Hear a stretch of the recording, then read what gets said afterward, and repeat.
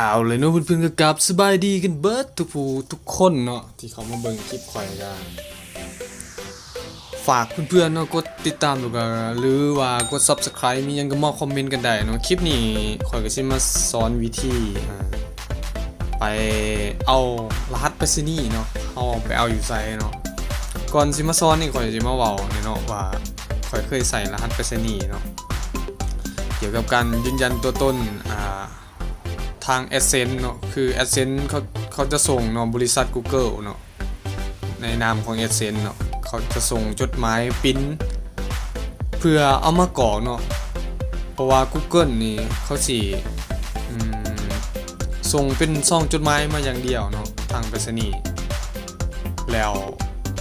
เขาจะกรอกรหัสไปรษณีย์ใส่อยู่บน Adsense เนาะหรือว่ารหัสไปรษณีย์นี่เอาไปใส่ได้ทั่วโลกเลยเนาะอยากให้ทั้งพี่น้องหรือว่าหมู่คู่อยู่ต่างประเทศเนาะส่งเครื่องมาหาเฮาก็เอารหัสไปรษณีย์นี่ให้เขาได้เนาะก่อนจะไปเอารหัสไปรษณีย์เนาะเฮาก็ควรโหลดอันนี้มาไว้ก่อนเนาะโหลด Google Chrome เนาะเขาเอิ้นว่าเบราว์เซอร์เนาะใครก็น่าจะมีอยู่เนาะ Google Chrome เนาะเพื่อนน่าจะมีอยู่เนาะเพราะว่ามันก็โหลดง่ายๆเนาะ iOS Android มีเบิดคันมี Safari ก็เอาใส่ Safari ก็ได้เด้อท่านผู้ชมเข้ามาเนาะใน Google เนาะเข้าไปในเว็บ Google หรือว่าเพื่อนๆอยู่ในคอมพิวเตอร์ก็สามารถพิมพ์ได้เนาะเดี๋ยวเฮาพิมพ์เลยเนาะwww เนาะ www.laopost เนาะท่านผู้ชมพิมพ์ตามข่อยเด้อเลยเด้อหรือว่าเพื่อนๆบ่อยากเข้าบ่อยากพิมพ์กับไปกดอยู่ด้านล่างได้เนาะก็สิแปะลิงก์ไปรษณีย์ลาวเฮาอยู่ด้านล่างไว้เนาะกด enter ไปเนาะ enter ก็จะเจอenterprise เนาะ this post ลาวเนาะให้กดนี้เลยเนาะไอ้ปุ่มนี่เนาะ enterprise กดเข้าไปเลยก็จะปรากฏหน้าต่างเว็บไซต์ของไปรษณีย์ลาวเฮาเนาะจากนั้นให้เพื่อนๆสังเกตเนาะไปที่25เนาะเพื่อนไปที่25แหละมีเนาะ25อยู่บนคือสีชมพูเนาะโลกนี้เป็นสีชมพูกดเข้าไปเลยเนาะท่านผู้ชมกดเข้าไปเลยก็จะปรากฏหน้าต่างแบบนี้เด้อท่านผู้ชมโอเคเนาะมันจะเขียนว่าสอกหาห้องการไปรษณีย์เนาะให้ท่านผู้ชมซูมเนาะหรือว่าผู้ใดใส่ PC ก็บ่ต้องซูมก็ได้เนาะหรือว่าอยากซูมก็แล้วแต่เนาะให้มันบอลที่แขวงเนาะทั้งหมดเนาะให้ท่านผู้ชมติ๊กใส่เลยเนาะหรือว่าคลิกใส่เนาะติ๊กออกมาเนาะมันจะมีปรากฏออกมาเนาะว่าให้เฮาเลือกแต่ละแข้งแต่ละเมืองเนาะแต่ละแข้งแต่ละเมือง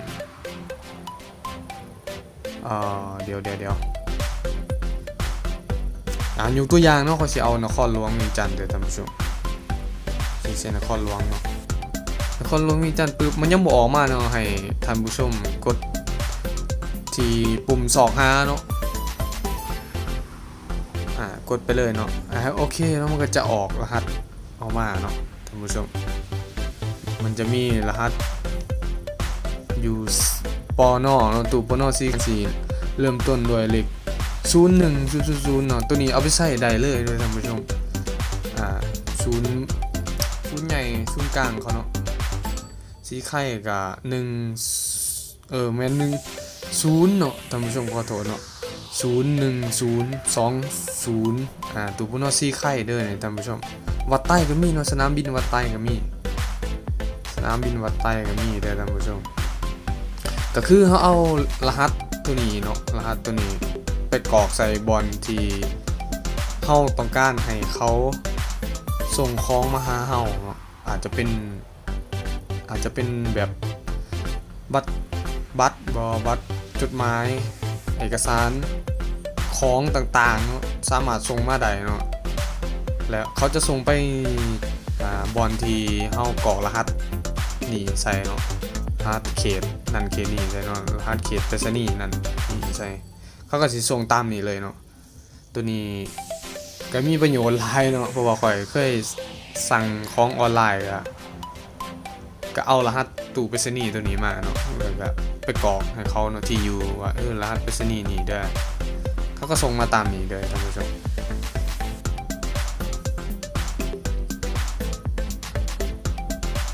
กะ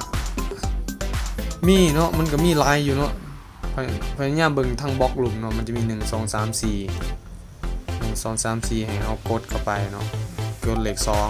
2ตัวนี้เนาะโด่งๆเนาะพวกได้ที่เป็นนักศึกษาเนาะหรือว่าเพื่อนๆที่เป็นนักศึกษาหมู่เพื่อนเนาะที่ปานาอ้างอิหยังก็แล้วแต่เนาะดวงนี่เขาก็เคยใส่เนาะเพราะว่าเคยให้เขาเจ้าส่งของมาทางไปรษณีย์เนาะให้ไปจุดที่ดงโดนเนาะเขาก็เอารหัสนี้ไปให้เขารหัสนี้บอกเขาเนาะว่า01040เด้อส่งมารหัสนี้ไปรษณีย์นี่เนาะเขาก็สิส่งมานี่เนาะถาเดือก็มีเด้อท่านผู้ชมบานหอมนาไซทองเนาะถาหลวงก็01070เนาะท่านผู้ชม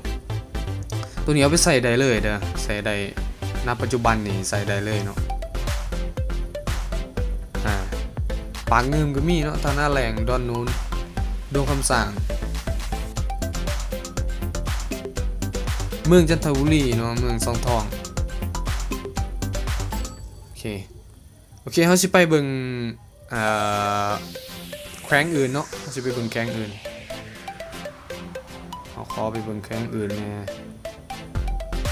เอาจำปาสักบ่จำปาสักเนาะ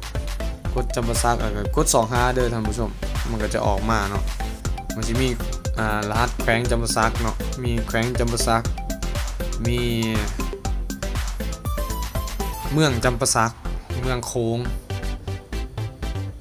มูลประโมงอย่างเนาะเมืองสุขมาอย่างเนาะท่านผู้ชมนี่ก็เอารหัสไปใส่ได้เลยท่านผู้ชมนี่ณปัจจุบันนี้ยังใส่ได้ปกติรหัสนี้ตรงเบิดเนาะก่อนสิมาแนะนำว่าเว็บนี้เนาะมาเอาอยู่บ่นี้มันจะตรงกว่าเนาะไปเอาอยู่เว็บอื่นมันยันแบบว่าเขาสิส่งของไปบ่อนอื่นนะก็เลยแบบให้บ่อยากแนะนำให้ไปเอาอยู่เว็บอื่นก็เลยให้แนะนำมาเอาอยู่เว็บนี้เนาะหรือเพื่อนๆเขาเว็บบ่เป็นก็ลองมาคลิกอยู่ลิงก์ด้านล่างเนาะก็สิจึงสะดวกในการเข้าเนาะมีแต่ว่าคลิกใส่แล้วมันก็มีออกมาเนี่ยเมืองปทุมพรเนาะเมืองพลทองปากซองบาเจียงเมืองขีนาโอเคเอาไปเบิ่งแขวงอื่นอีกเนาะไปเบิ่งเอาสวรรณเขตบ่สวรรณเขต1300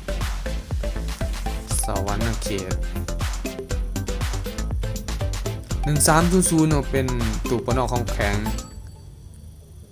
1300003ตัวเนาะเป็นตู้ปนของแข็งเนาะเมืองกันทบุรีก็มีเนาะเมืองอุทุมพรเมืองฟื้นเมืองยังก็ว่ากันไปเนาะท่านผู้ชม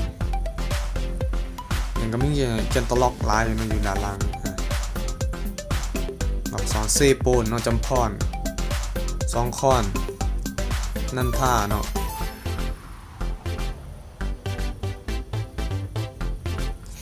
ชลบุรีเนาะไซบุรีอาจสะพรเมืองน่องก็มีเนาะพลานไส้ยังก็ว่ากันไปเนาะท่านผู้ชมโอเคเราจะไปเบิ่งทางเหนือก่อนเนาะ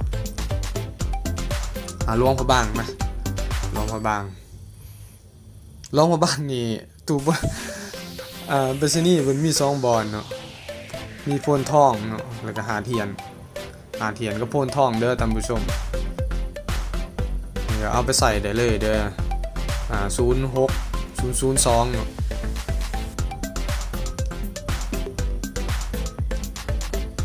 มันก็มีประโยชน์เนาะต่อพวกที่สั่งของ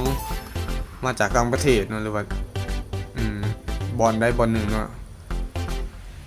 ที่อยากให้เขาส่งไปจุดนั้นจุดนี้เนาะก็เลยมาแนะนำให้เด้อท่านผู้ชม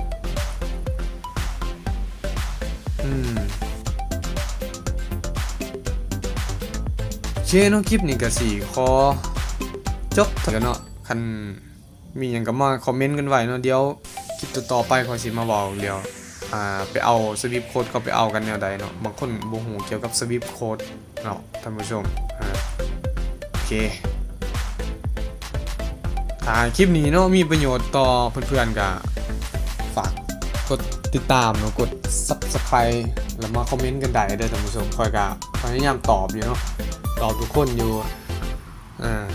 ตัว YouTube อยู่หยังหั่นก็ลองเฮ็ดตามข่อยทุกอย่างเนาะเพราะว่า